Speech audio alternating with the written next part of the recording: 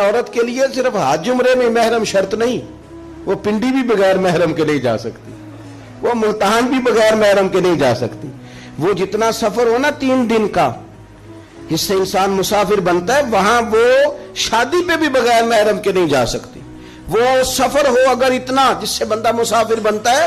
تو وہ وہاں کسی کے انتقال کے بھی بغیر محرم کے نہیں جا سکتی۔ حج عمرے پہ محرم یاد آتا ہے، باقی جگہوں پہ بھی یاد رہنا چاہیے۔ عزیز،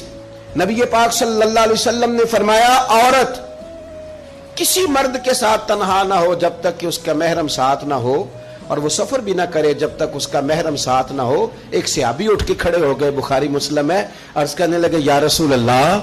صلی اللہ علیہ وسلم، میری بیوی تو حج کرنے جا رہی ہے اور میرا نام جہاد کے لیے غزوے میں لکھ دیا گیا،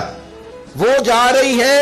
حج کے لیے اور میں جا رہا ہوں جہاد کے لیے، تو میرے لیے کیا حکم ہے؟ تو یہ اب حضور نے فیصلہ فرمایا، یہ اب حضور نے فیصلہ فرمایا کہ تبلیغ کرنی ہے کہ جہاد کرنا ہے، کہ تو نے خانقاہ پہ جا کے پیر صاحب کی بارگاہ میں رہنا ہے، کہ تو نے حقوق العباد کو مقدم کرنا ہے۔ یا رسول اللہ، میرا نام لکھ دیا گیا ہے غزوے کے لیے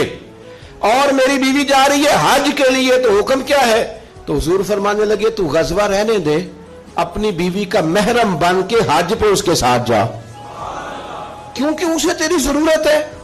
تو جہاں اسے ضرورت ہے تو اس کی ضرورت کو پورا